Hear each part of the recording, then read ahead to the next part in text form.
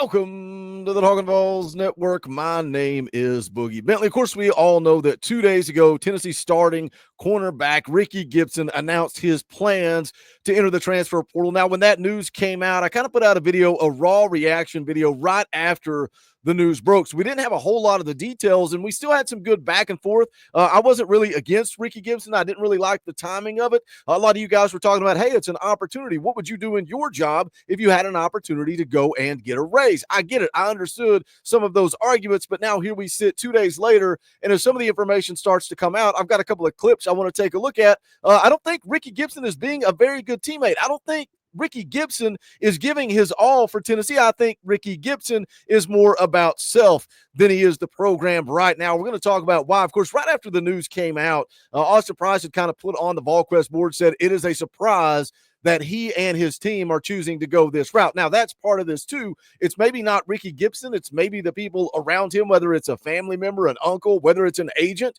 I've seen some of you comment that agent driven. We've seen that a lot in the NIL world here lately. So maybe it's not Ricky. Maybe he is getting bad advice, but he and his team are going this route.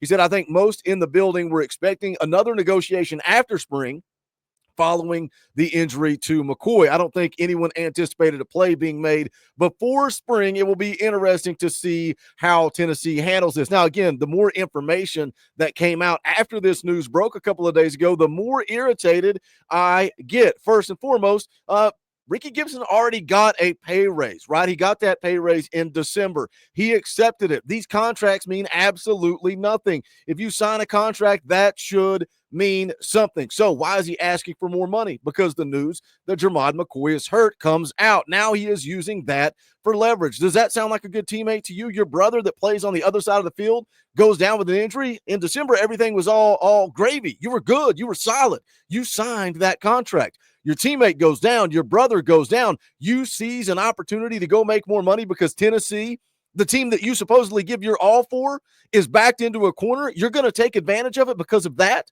I got no problem with players getting paid. I got no problem with somebody going out, executing on the field, saying, hey, I deserve more. I played good. Look at what I did. I deserve more money. There is no problem with that. Now, some people said, Boogie, he doesn't even deserve it. He doesn't deserve the raise he got in December.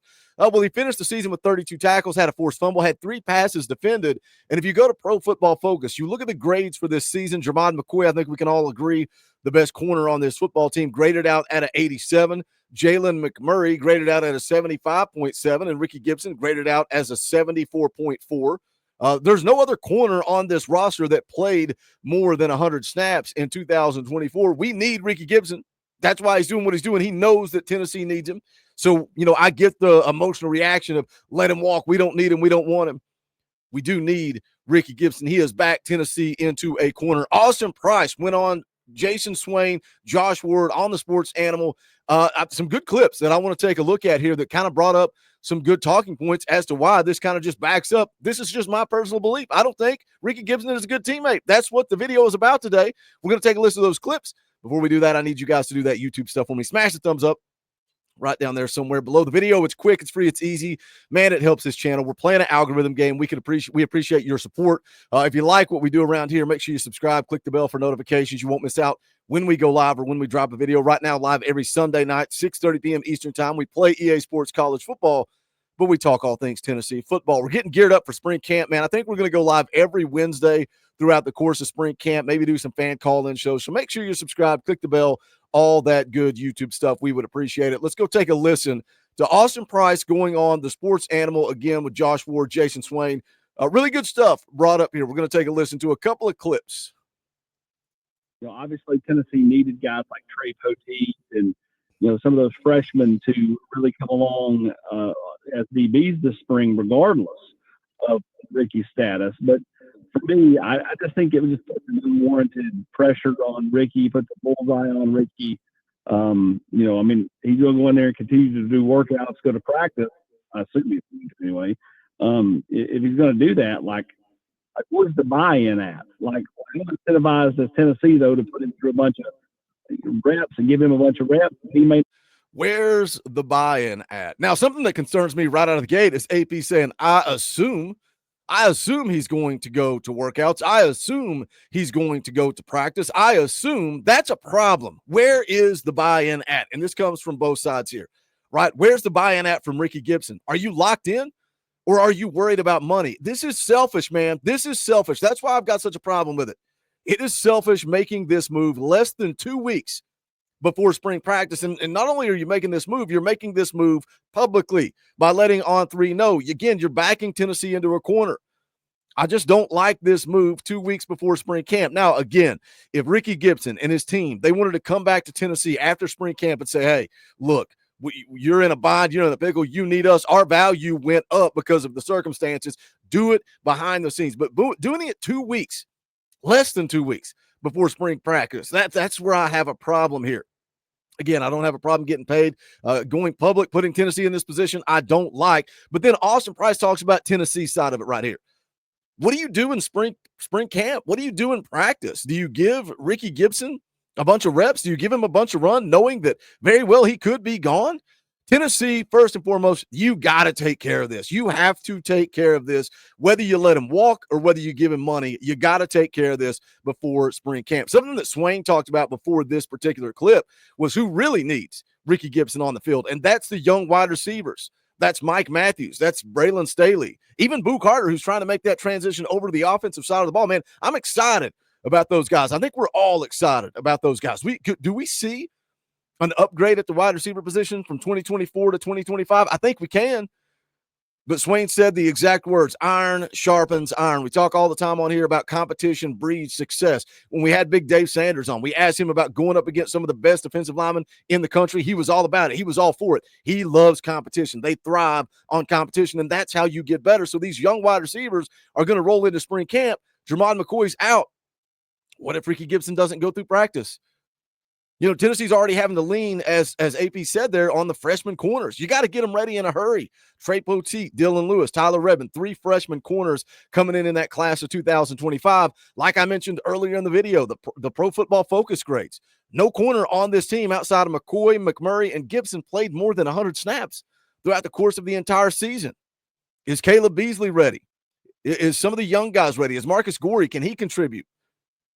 Those guys are going to have to grow up in a hurry. And those young wide receivers need talent on the field in order to get better. We're going to take a look at another clip here from the same show. Let me fast forward it here and take a listen. I encourage you, go listen to this full interview that the Sports Animal posted. Good stuff from AP, good stuff from Swain. Let's take a listen.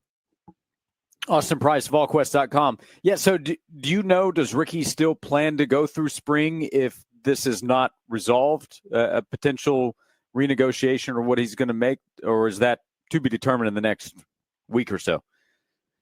I would say it's to be determined.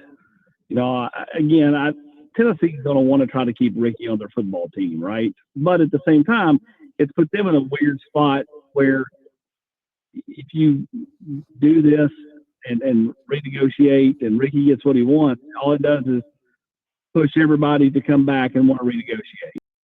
That's 2 huge problems mentioned there in this clip. Spring practice. Is Ricky Gibson going to go through spring practice? To be determined. And again, like we just talked about, the young wide receivers need Ricky Gibson. What does the coaching staff do? Where do the reps go?